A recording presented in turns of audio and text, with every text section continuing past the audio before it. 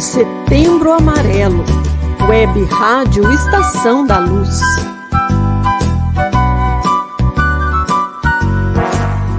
Você nasceu do amor. Você nasceu do amor. Você é amado. Você é amado. Eu vim para que todos tenham vida. E vida em abundância. Setembro Amarelo, Web Rádio Estação da Luz.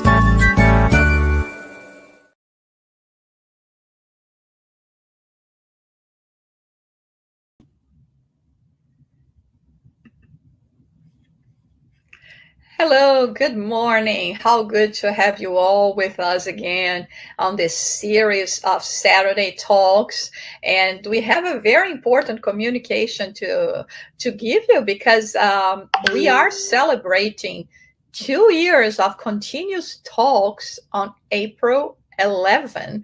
So you are all invited to join us and to be with us and to continue celebrating in this work that we are doing with so many guests that have been coming every Saturday to talk to us and to share their knowledge. And we are at the United States Spiritist Federation committed to present Spiritism to everyone. We are choosing different topics. So also we would like to ask you to support our efforts with a donation to the United States Spiritist Federation. So you can go to our website, spiritist.us, or by scanning the QR code on screen. We are using these resources to make more publications in English available to everyone. And as a reminder, the United States Spiritist Federation also has released a weekly virtual course called Initiation into Spiritism every Sunday at 10 a.m. East Coast time.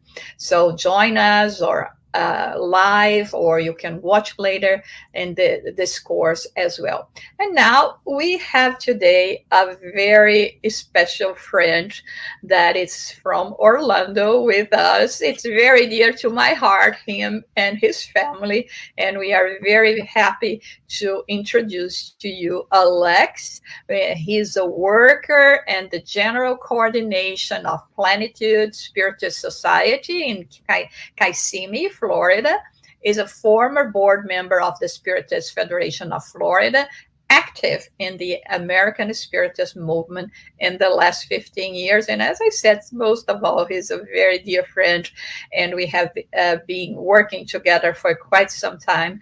And we are very happy to have you here today, Alex, with us.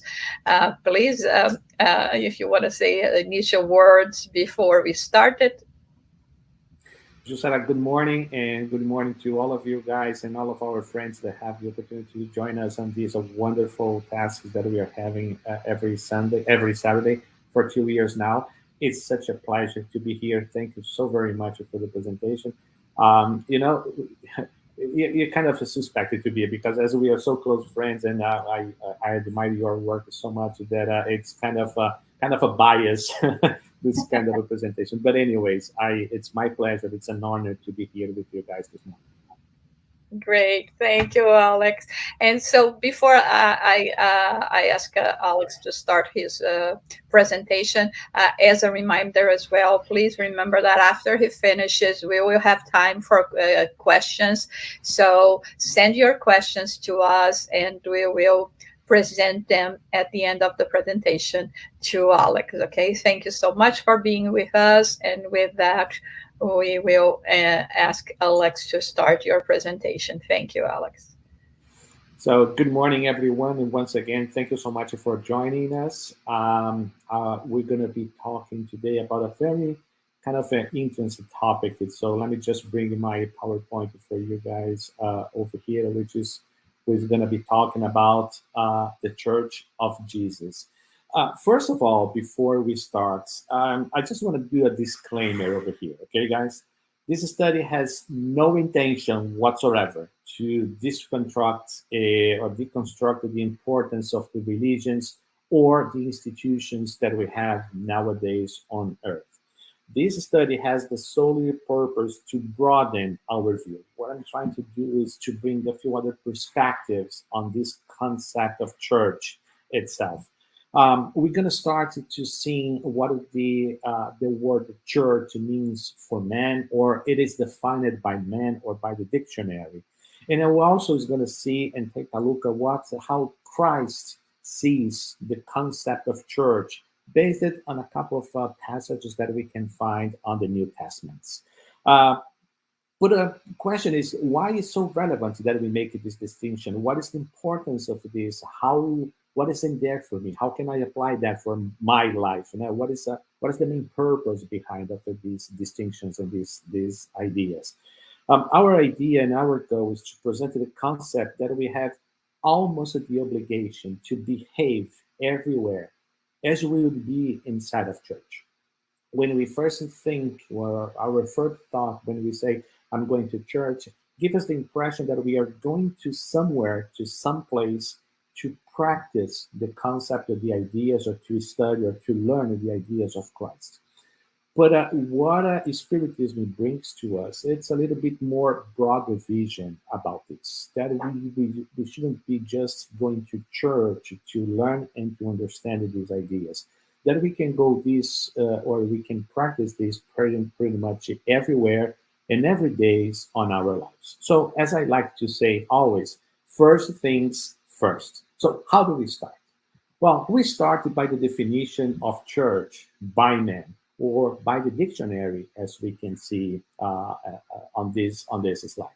Church can be defined as a building for public and especially Christian worship.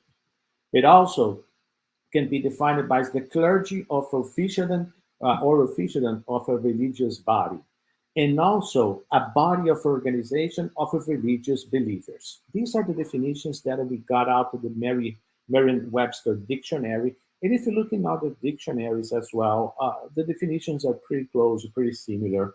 But what are these definitions in common? It's important to notice that these definitions are matter related. We are material beings. We are spiritual beings that we are having a material experience. And as we're having a material experience, the matter itself, it has, I would say, for most of us, a broader importance in our lives. So we carry and we deal more with the matter than we deal with our spiritual side. So these definitions are more related to the matter, to the church, to the building, to the physical aspect of the church. On this definition, it's not approaching or embracing any side of the spiritual concept of the church. Again, there's nothing wrong with it. There is nothing wrong with the buildings, with institutions and everything. But on our perspective, it lacks the concept of divinity. Because when we look into the Christ's teachings, and even from God, since the beginning, since the Vedas and everything, God is inviting us to be connecting with Him. But since the beginning, we didn't have the churches when we had the Vedas, when we had the Confucius, when we have Moses. The synagogues were built and were constructed much later than and much after than Moses and everything. So if God was expecting us to be connected with Him since the beginning, and we didn't have the churches or the buildings or the physical environments on that time, why should we be doing this inside the church, inside a building nowadays? If God in the beginning didn't have the places to be worshipped, so He was expecting us to be worshiping Him or connecting with Him everywhere. So that's what a kind of a Christ brings back to us on His concepts, on His teachings again, when He starts to bring new ideas and new concepts about the church, the reunion itself. So I'm just bringing over here two small passages, two phrases from the New Testament. Both of them we can find in the Gospel of Matthew. And the first one, it's in the chapter 18, verses 19, that says, "For where 2 or 3 are gathered in my name, there am I among them." He was not saying where we should be. Christ was not saying, if you are in the church on my name. No, He says, where 2 or 3 are gathered in my name, there I'm among them. This verse does not specify where whatsoever. Therefore, it can be anywhere.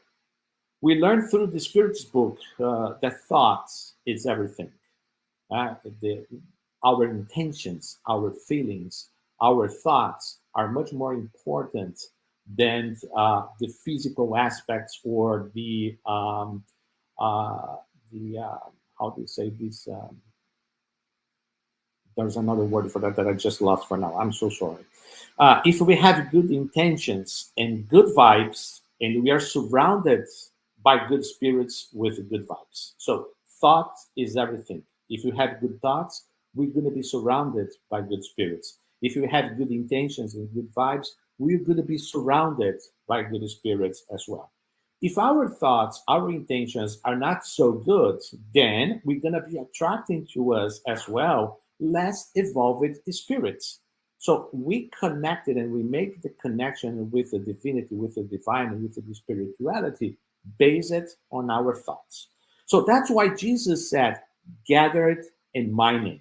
So if we are getting together in Jesus' name with good intentions, good vibes, we'll be surrounded by good spirits, and we're going to be supported by these good spirits in help, in good ideas, in inspirations, on whatever you're looking for. Actually, this gathering my name, it's a fundamental condition in order to expand the Jesus church everywhere. Wherever we are, if we are gathering His name, we're going to be able to represent His church wherever we are. If Jesus is everywhere, it is illogical to think that the house of Christ is only the Catholic Church, the Protestant temples, or even the Spiritist Center, or even the mosques or the synagogues, because we cannot forget that Jesus came from everywhere. The mosques and the synagogues, they came later on, but Christ came from everywhere. So if Christ and Jesus is everywhere, it cannot be defined or restricted just for a physical building institution that was created after He passed, after He came to earth. Therefore, when we think like that and we kind of broaden our thoughts and our vision, we can come to the conclusion that the house of God becomes the universe. The universe, wherever we are, becomes the house of God. That's one of the things and the ideas that we can extract from this passage. There's another passage also that's also in Matthew chapter 6 that says, "But when you pray, go into your room and shut the door and pray to your Father who is in secret. And your Father who sees in secret will reward you." On this second verse, it becomes clear that we don't have to be at a physical church or a building to pray and to ask and to connect it with divinity. We can do this everywhere, as long as we do this with the solely intention to connect and not to show off. Because on these very same passages, we have the two persons that comes to the church. One comes in a humble position, asking forgiveness for everything that he has done wrong, and the other one is showing off himself that he's at church to be seen, showing that he was doing his obligations or fulfilling his obligations with the prayer and everything. So if you are connecting and if you are getting together in order to be listened by God and connected with divinity in a humbleness state, that's the way that we're supposed to be doing. If we are not showing off, because most of the time or some of the times we do that because we would like to show off to other people, then we are not virtuating the initial purpose of this. We can do it everywhere, and we connect this wherever we are, as long as we're doing this gathering in Jesus' name. Of course, more people that we get together, the more powerful are our waves of good vibrations. I must say that we should replace church. No, I am not. Church is itself. And church over here, define it as by man, the building, the physical space. It is still a very important place where we should go, where we can go together, because once we start to work together with the same intentions and the same vibrations, everybody all together, our intentions, it grow up in strength, and we can do more in a group than we can do just by ourselves. But am I saying that we have to replace church, that we can replace church? No, what I'm saying is that we can do this from everywhere. Everywhere, wherever we go, we can become that place at the place of church, as a place of God, as a place of divinity, or as a place of connection everywhere. So moving forward, there is another passage that I would like to bring and share with you guys, which I think that kind of bases or embeds my line of thoughts over here, which is a passage that we can find in the book The Way, the Truth, and the Life, that was dictated by the Spirit of Emmanuel and channeled by the medium Francisco Cândido Xavier. So on the previous slide that we say, for where 2 or 3 are gathered in my name, there I'm among them. So how do we gather in Jesus' name? How do we do that on a daily basis like that? I would say that we can do that bringing his values and teachings everywhere that we are. That's how we gather Jesus, bringing his values and teachings everywhere that we go. Now, on this passage, on this book, it's on the preface, the preface that says, it has a text or a chapter that says, interpreting the secret texts.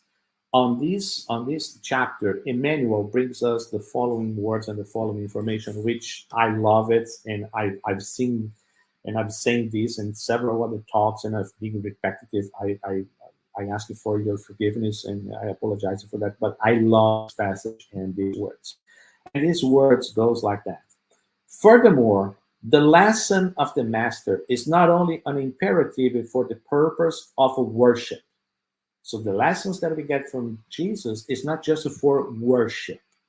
The gospel cannot be reduced to a breviary for the kneeling board. Kneeling board is that board that we kneel ourselves while we are in the church during the Mass, usually during the Christian celebration, to pray or to say our words or something like that. So the gospel is not just for worship, to read and to say, oh, I love these words, or to be read while we are in the kneeling board, kneeling and praying. Emmanuel says, the gospel, it is an indispensable script for legislation and administration, for service and obedience. Christ does not draw a line between church and a workplace. The whole earth is simultaneously his prayer altar and his work arena. By praising him in the churches while denying him in the streets, we have become shipwrecked 1,000 times before due to our own faults. However, any place can be consecrated to the divine service. Look at how deep is this concept and this idea from Emmanuel. Emmanuel is bringing this to us, saying, well, the gospel that we have is not just a guide to be learned, decorated, that we can say the words from heart or from because we know the words and everything, But one thing is knowing the words. The other thing is putting those words into practice. And what Emmanuel is saying to us, you don't have to go to church to be putting these words and values into practice. You can do this everywhere, because Jesus does not separate or does not draw a line between church and a workplace. Everywhere on earth, it's a place where his values can be applied. Everywhere on earth, it's a place where we can demonstrate somehow that we have learned his values, and most importantly, we live by his values. That's our greatest challenge. Because to live by his values while we are in church, it's easy. Oh, most of the time it's easy. Most of the time we don't have conflicts. Most of the time we are over there getting together or gathering together among friends and a kind of a celebrations, or we are in a good environment, in a good moment, in a good mood. So it isn't that much difficulty to be living by his values while we are inside of any religious institution. But while we are out there on our workplace, on our home environment, with our friends, and other places that we are called on a daily basis to be exemplifying his teachings, that's the biggest challenge that we have. And that's the real church that we have ahead of us, to be practicing his teachings and his values. Because practicing the church, it's easy. What is challenging is doing that outside those environments. But how can we gather? What is the most important place of our lives where we can start, or where we should be practicing those teachings or something like that? I would say that one of the most important places of our entire life, it's our home. That's what we can call our sacred base. That's what we can call our sacred places. That's where we go when we don't feel good or we need some kind of embracing. We're looking for our home. We're looking for our place, a place where we can feel safe, a place where we can be embraced and helped and loved, and so many other feelings that we might be looking for. That's the place where we should consider as the most important places in our lives. When we say that we are expecting changes in the society, when we say that we are, I'm always praying for changes, or I'm expecting changes, or I'm praising for changes, or we would like the society to be changed, I'm looking for a better society in the future and everything. Well, in order to get the change, we ourselves must be the change that we want to see in others. If we want to see others doing the things that we would be praising for, we should be the ones changing ourselves to start with. Home is the primary cell of society. It's the base of our society, the cornerstone of our values, the foundation of our lives. Society will change from inside out. In order to change society, we must first change ourselves. Where is the base that we can start to changing ourselves? The corner value of the cornerstones of our values, our home. But there's a difference between practicing the home, practicing or bringing the gospel at home, and implementing the gospel at our home. Spiritism has a concept, it has an idea, which I'm going to be developing a little bit further in the next slides. So I think that I'm going to bring a kind of a surprise to a lot of us, because it was for me when I was preparing this study. Spiritism has a concept, an idea, which is called the gospel at home, which is the idea to be studying the gospel at our place. What a Jesus church asks for us is not just to be doing the gospel at home, but implementing the gospel of home. What is the difference? English is not my native, my first language. Sometimes I get confused with the grammatical meanings and phoneticals of the things and everything. But my idea that I would like to share with you guys this morning is gospel at home means a place where we do things, means a place where we do the gospel, we study the gospel, we open the gospel, and we read the words and we discuss about the concepts and the values and everything. That's the place where we do things. But when we were talking about the gospel of home, means a place where things belong to. So we are not just using our home as a place to study, but we are implementing the values and the statutes and the concepts of the gospel of Jesus at our home. So these values will belong to our place and to ourselves. So that is the distinction between doing the gospel at home and the gospel of home. We first start with the gospel at home because that's the place that we're going to be studying the book of Jesus or the teachings of Jesus. But the purpose of this, the intentions for this later on, is to become a gospel of home, a place where we're going to be implementing the values and, most importantly, living and practicing these values. Yes, forgiveness. Yes, understanding. Yes, patience, tolerance. Yes, all of these things. That's where we're going to start to practice. We are not going to start to practice the tolerance and forgiveness, understanding and everything with our next door neighbor. The very first place we're going to start is going to be on our home. So in order to become and to belong, in order to implement truly, we're going to start to live those values at our home. That's where the Church of Jesus inside of us will start to develop. And now a few things, a few curiosities, which when I was preparing this study, it came to my knowledge. And when I look at it, I said, wow, this is really, really interesting. And I think that's going to be a surprise to a lot of other people as well. So let's compare and let's take a look on this guidance from Spiritism, which is gospel at home, with some other religions as well. Let's go first to the Mormons, our brothers and sisters from the Church of Jesus Christ of the Latter-day Saints.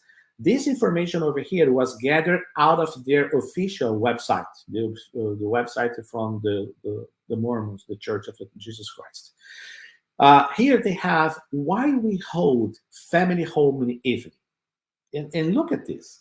Family home evening is a time to strengthen family ties. We do this by learning the gospel together, by listening to each other's feelings, thoughts, and ideas, and by enjoying activities together. It is usually held on Monday evenings. When we go to the gospel at home, we recommend that we use the same day of the week, the same hour, the same time, in order to create some disciplines for ourselves, and in order also for the spirituality to be programmed, to be around us and give us the support and the strength that we might need to understand the lesson, to keep faithful to our commitments and this kind of things. So look at this, the Church of the Mormons, they have exactly the same concept. We study the gospel as a family on a regular basis, on a fixed date, in order to create the commitment. So let's take a look now on our friends, our Muslims friends. This also, it's on a website which is based in Europe, where they guide the Muslims people to studies and everything. One of the most important goals for any Muslim family is to build a deep connection with the Quran. And one of the best ways to do this is to learn Quran together as a family.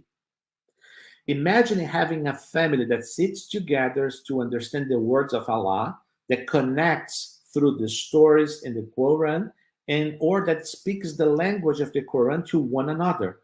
All of these do not only increase your love for the deen, it also definitely brings you closer as a family.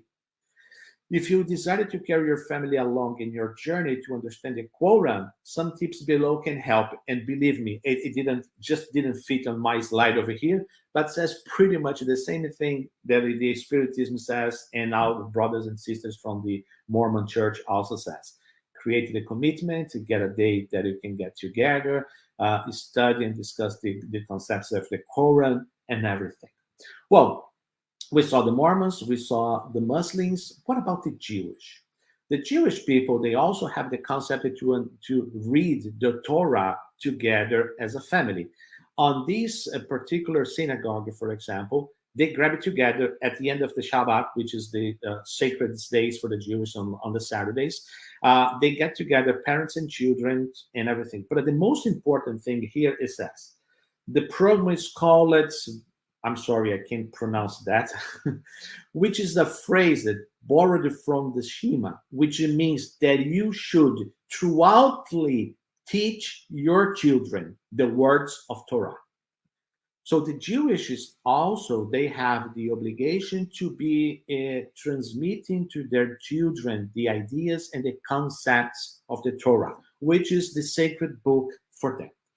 Okay, when we look into all of these ideas and concepts from the other religions, so I can come to the conclusion that the study and the practice of the so-called gospel at home, Monday nights evening, or family Monday, family evenings by the Mormons, or the study of the Quran, or this study over here, it's not something created by a religion. Okay? The gospel at home, the concept itself, it was not created by Spiritism, it was not created by any other religions or any other doctrine. It's almost like a divine guidance for all humankind in order to spread, and most importantly, to live by these divine principles. One of the main concepts of the Spiritism is what we call the universality of the teachings or of the communications.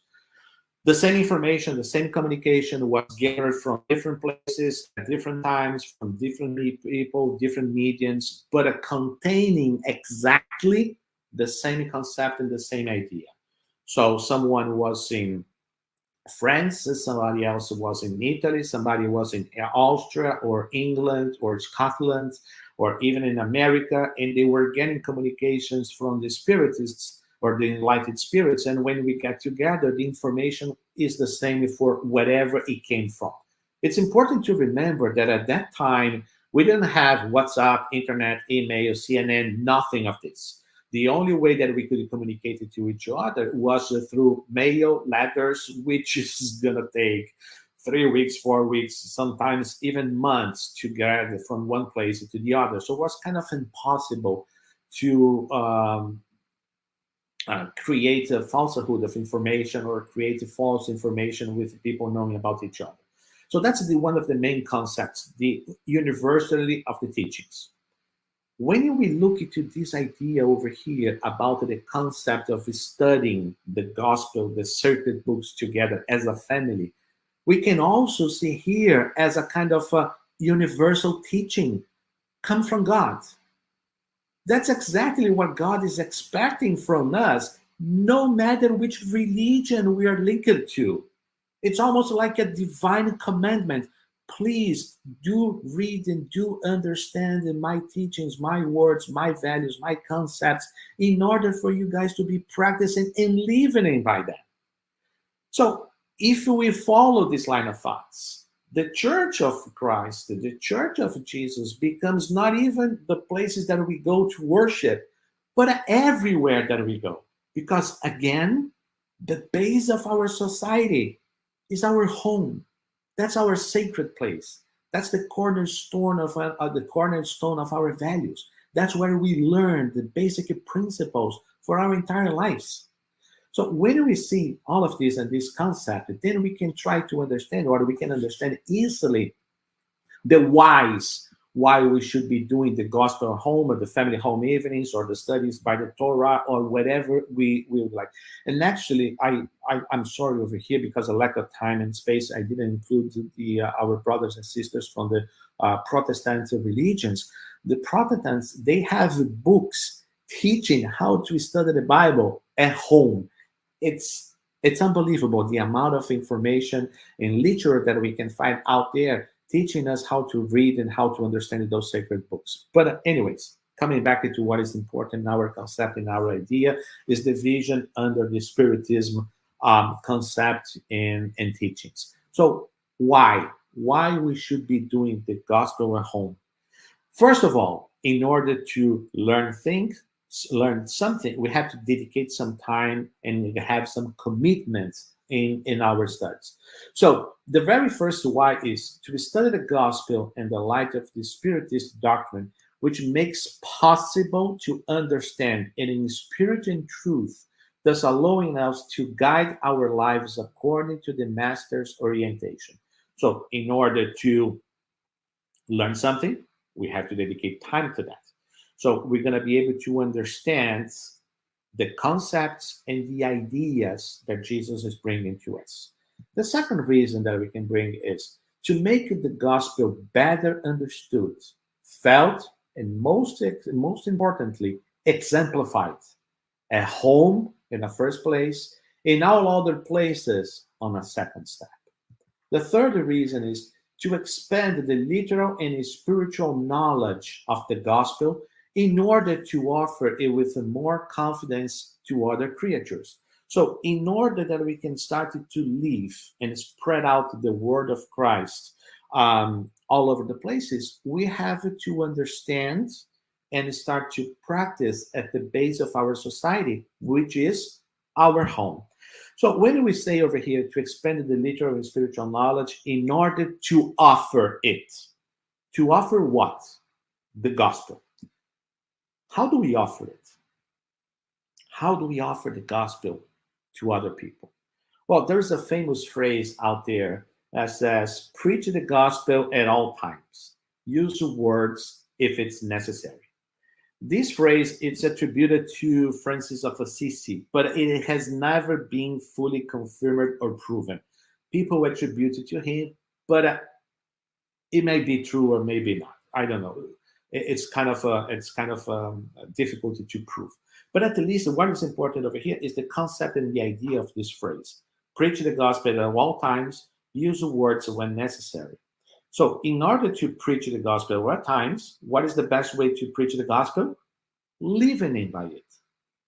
Living on these examples.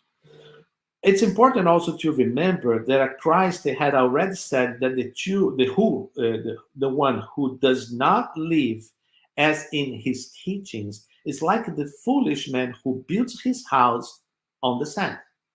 So imagine that we invest a lot of time learning the gospel, learning the concepts, learning the ideas, but we don't live by that.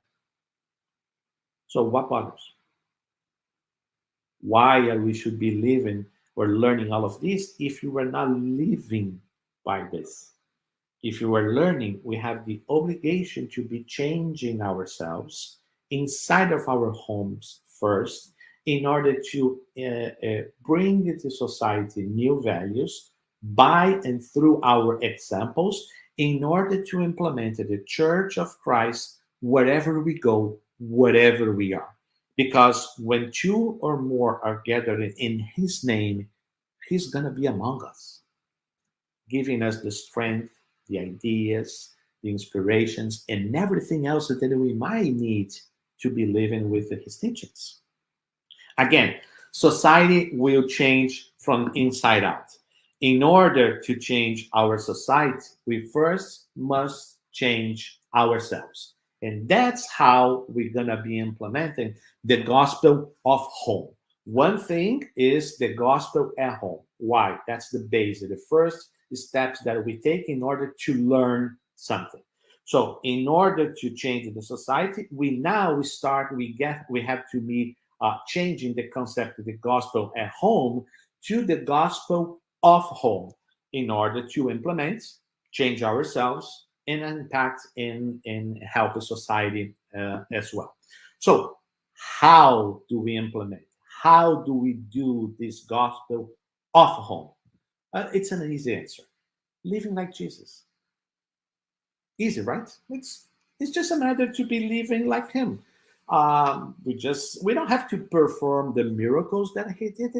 Just living like Jesus. It's not saying over here that we should be perform miracles, cure people, or do these, or gather 5,000 people and feed 5,000 people out of 2 fishes and 3 breads. No, it's not saying anything like that. It's just saying living like Jesus. which should be easy, right? Well, what is to live like Jesus? It's kind of easy. It's just 4 topics that we have to do: be humble, be tolerant, be benevolent, and be forgiveness all the time. That's how we're gonna be living by Him. That's how we're gonna be implementing His church wherever we go. It sounds easy. It's not that difficult. As we have the material values and concepts so much stronger yet in our minds and our hearts, it becomes kind of a very complicated to be evaluating and deciding between the 2 values. I would say, on my personal opinion, and that's my own personal opinion, that's one of the biggest challenges that we have nowadays in our society, is that the values of our world, the values of our society, it's totally conflicting with the values of Christ. Because if you go to our work, for example, we are expected to be the number 1, the best, that brings the best results, no matter the ways of what important is the final results. We are expecting to be the best, the boss, having the more money, and doing everything in order to be achieving the number 1 position on whatever we are doing and everything. You are expected to be the best all the times in whatever you do. That's what the world expects from us. But Christ expects from us that we be patient, that we be tolerant, that we be benevolent, that we can forgive each other as we find and we are in conflict with our lives. So those values, they don't get along. And most of the times we have a lot of difficulties to make choices and decisions based on the values which are the most important, which clearly are the moral values. But as we are living the material life, the matter, the things on earth, we still have conflicts and deciding which one we should be applying whenever we are asked for. So what I to try to start to finalize our thought and our conversation today, I'm just going to bring here a few examples and maybe how we can start to practice these concepts and ideas to living like Jesus in our daily lives, so we can be a little bit more closer to the concept and the idea to be living by Jesus' church and teachings and values on a daily life wherever you are.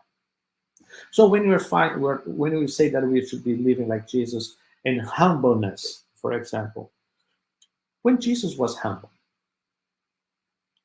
to start with when he accepted his mission on earth. He is the one who created our world. Everything that we see over here, he was the one who gathered and grabbed and got from God the matters or the initial matters that would be forming our planet. He was the one in charge of the construction of it, all the elements that we have over here. He is the actual governor of our planet. So imagine Christ leaving the sun. It's just a figure of language. Living in the sun, which is the brightest star, the most pure planet. That's where we have the source of all energies for our planets and everything. So imagine Christ living the sun, where he lives, a bright place and a wonderful place, to come to live in Galilee, walking by foot on the dust, with people smashing him all the time, not giving him the proper attention and everything else. So he was humble when he accepted his mission, when God told to them, I need you to go to earth and teach your people what needs to be taught. And he said, yes, Master, I'm coming down. And Jesus came down. So he was humble just like that. He was humble also on a more earthly manner on the Last Supper, when he washed the feet of his disciples, each one of them, including Judas, the one that was going to trade him later on, and including Peter, the one who's going to be denying him a few hours later. He knew of that, and even that, he washed all of his disciples' feet for all of them on the Last Supper. When Jesus was tolerant, for example, He was tolerant when he was what is to be tolerant, for example. It's to be tolerant with the attitudes of other people. It's in order to accept or to understand ways of being of other people, being indulgent with someone's faults and everything. And Christ was indulgent with, for example, with the adulterous woman. He wasn't the one who condemned her or told the other people, "Oh, let's kill her. Let's practice the law as established or established by Moses." He was the one whoever has no sins, that throw the first stone. And then he asked her, "Where are everyone that condemned you? No one is here, Master, so I don't condemn you as well. Go and don't sin again." So he was very tolerant and indulgent on that passage. When Jesus was benevolent. What is benevolent? Benevolent is an excess of kindness towards someone. It's to be tolerant, is to be forgiven easily.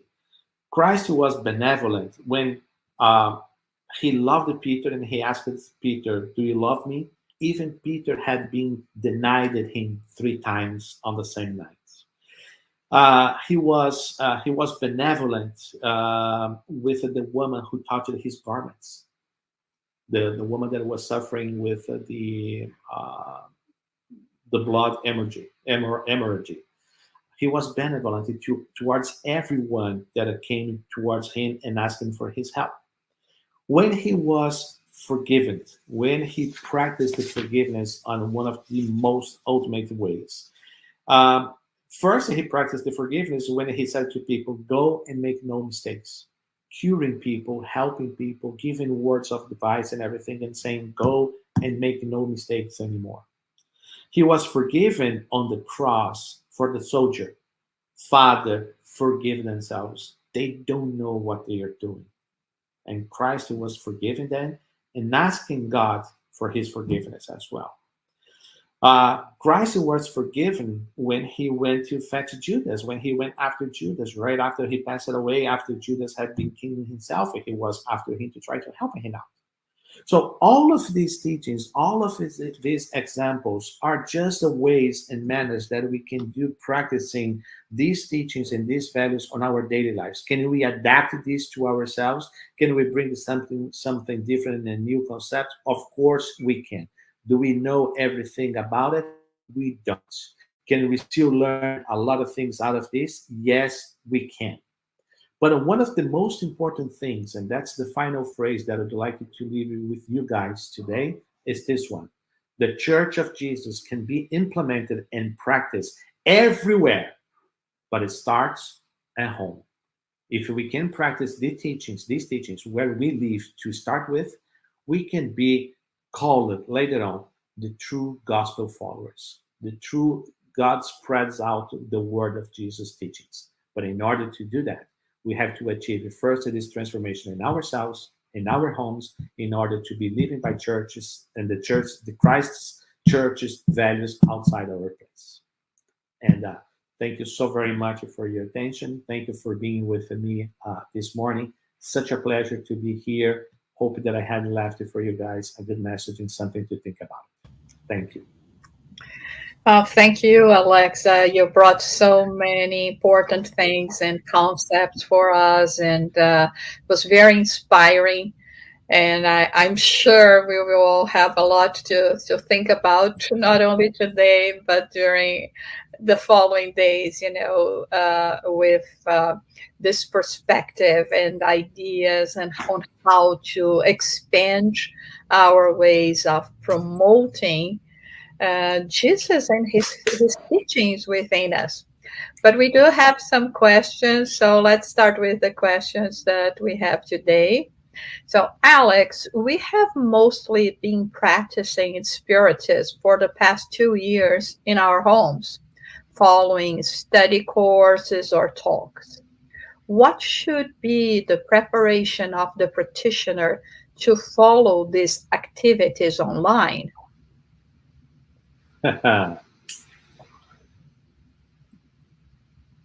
Well, I think that's the one of the most important things that we should have nowadays is the commitment.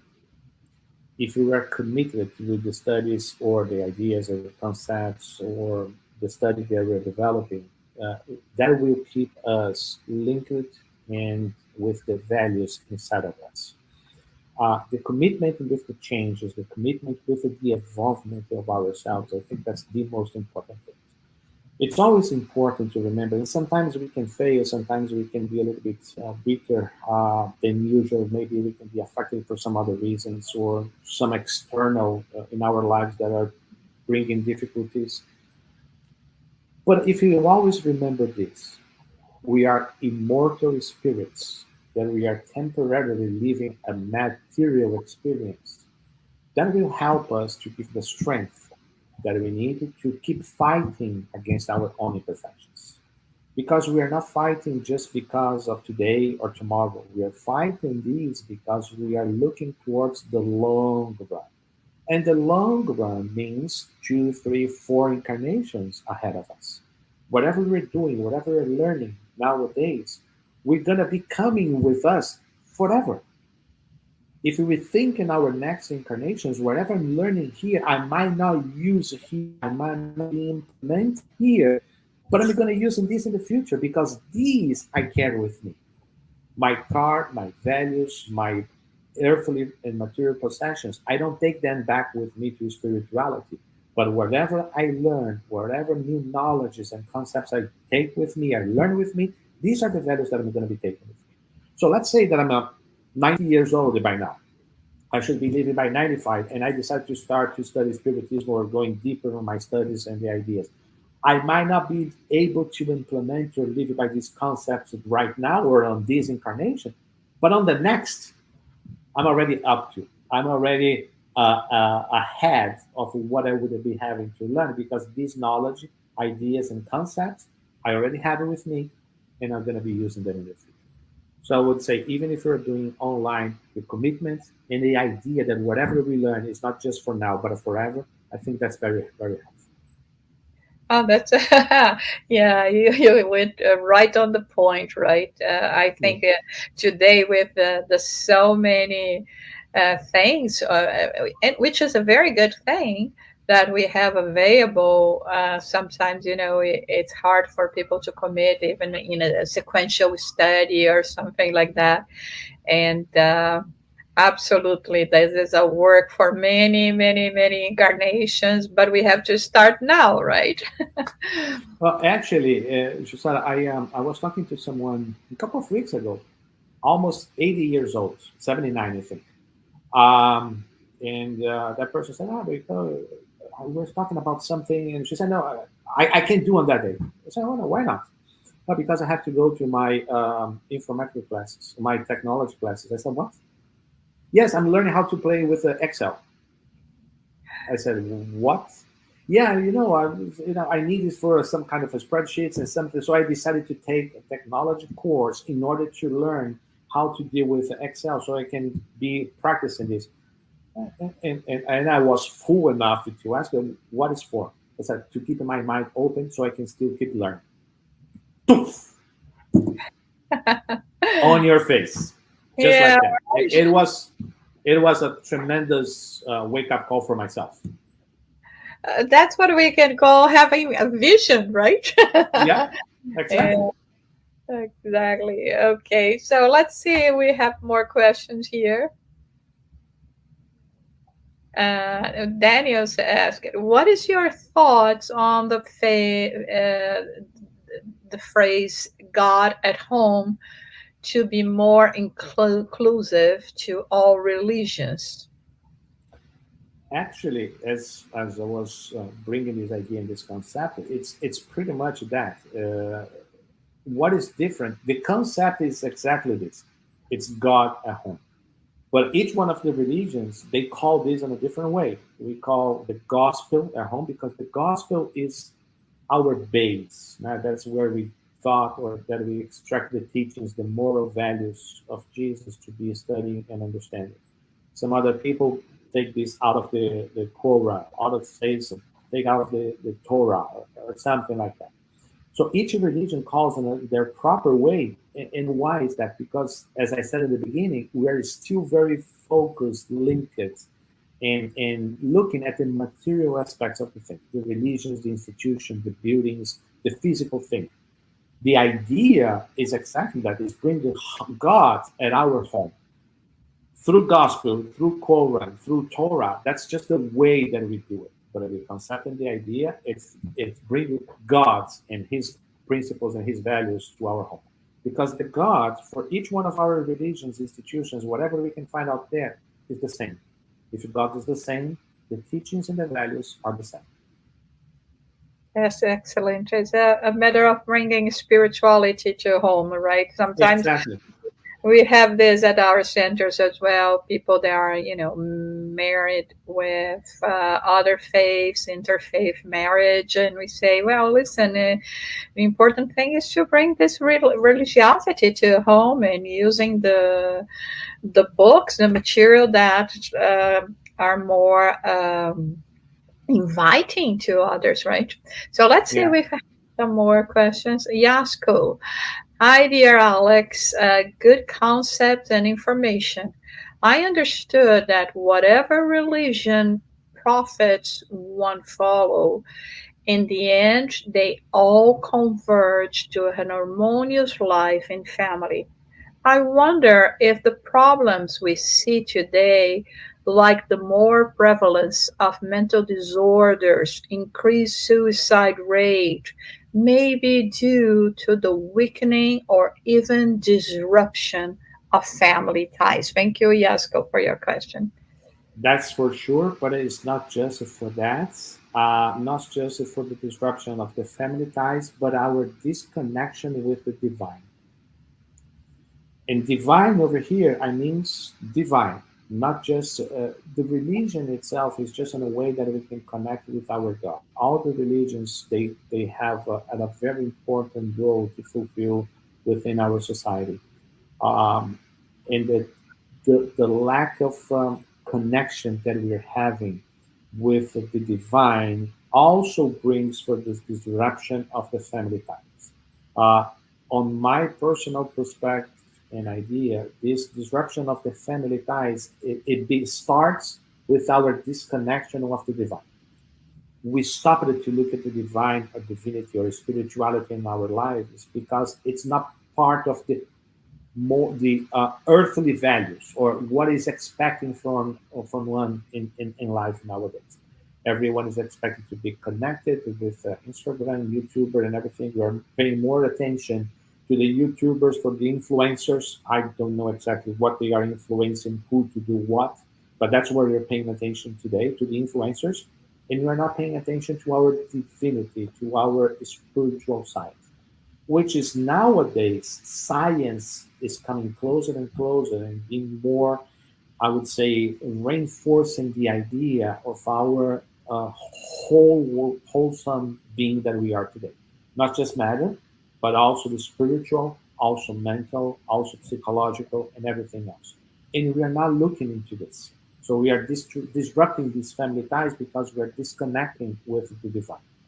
I believe that to fix this, one of the very first things that we should be doing is connecting ourselves with the divinity as well. And Josana, if you may, I can see over here a question that I would like to answer, which says, how do we deal with the family members at home that are not receptive to the idea? Yes, with the respect, a lot of respect, because my idea and your idea, they might not be the same, but it's just two different ways that we can reach the same goal. Usually, I like to say that if it's not against God's law, that's no such a thing as the right and wrong. That's my way and your way, my vision and your vision.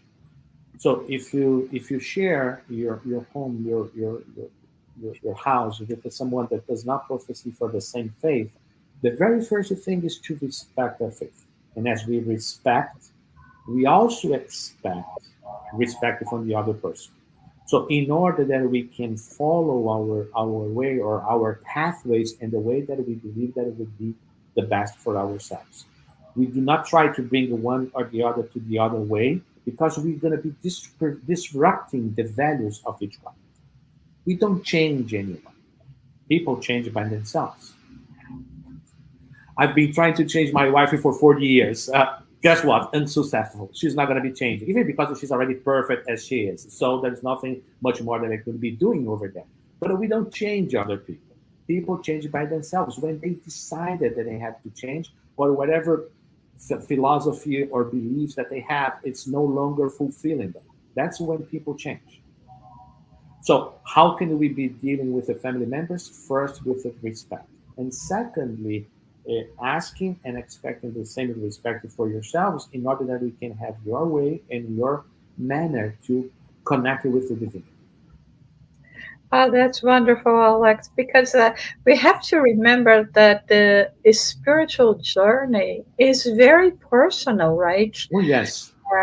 Everyone has their own time and their own pace. As it happened with us, maybe now we are more aware, but I'm sure there were times where we were like, completely numb and not accepting invitations as that we have received it. So each one has their own time, and I like it very much how you put all this into this word that is so important, which is respect. And that is really, really good. So before we ask Alex to say his final words and to say the prayer for us, again, we would like to ask everyone to support our efforts, the efforts of the United States Spiritist Federation, with a donation, if you can, at our website, spiritist.us, or scanning the QR code on screen. We are on a process of, preparing many books for publication, and all the support we can get to make it possible. It's going to help us a long way.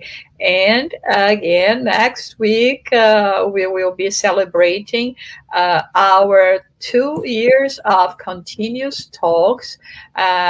We will have Naur Fonseca on April 9, here talking to us about immortality of the soul, a skeptic's perspective. So you are all invited. It's going to be a wonderful day of celebration, and also to receive this dear friend, Naur Fonseca. Alex, if you would like to say some final words to us, and then the prayer, please. Yes, I would like to also, Josara, thank you so much once again for the opportunity, for the invitation. It's such a pleasure to be here on this morning. It was an opportunity for myself to learn different things and different perspectives. This entire thing, for example, from the Mormons, from the Muslims, from the Jewish, that was something that it blew my mind. I didn't expect to find that. I thought that the gospel and homily was just a concept from Spiritism that the guys from the Spiritist Center says that we should do it because it's good. No, it's not. It's a divine mandate for all of us, which it's amazing. It really brought my ideas, my concepts. So I'm the one who has to thank you, because I had the opportunity to learn something new myself during this study as well. Thank you so very much. So in order that we can all showing our gratitude towards this moment, I would like to invite all of us to connect ourselves with our divinity, our guardian angels, to say, dear Lord, our Heavenly Father, we are so very much thankful for this moment, for this opportunity. Thank you for the light that you shine upon us. Thank you for all the new information, the new ideas and concepts that we just learned this morning. Once again, dear Lord, give us the strength that we need to fight against our own imperfections, so we can be tomorrow a much better person than we were yesterday. and that we can come out at the end of our journey on earth much better than when we came and we got in. Thank you for all of these opportunities. Please bless our friends, brothers and sisters out there which are in need for a prayer, in need for embracing. I would like to ask in a very special manner for our brothers and sisters from Ukraine and Russia. Both people are suffering so tremendously on this moment. May your light be shine up on their leaders, warming their hearts, inspiring their thoughts, in order to find a solution for this conflict, which is not going to benefit no one. May your love, may your light, may your blessings be on us, pour on us on this morning, in each and every day of our lives. And so be it. So be it. Thank you.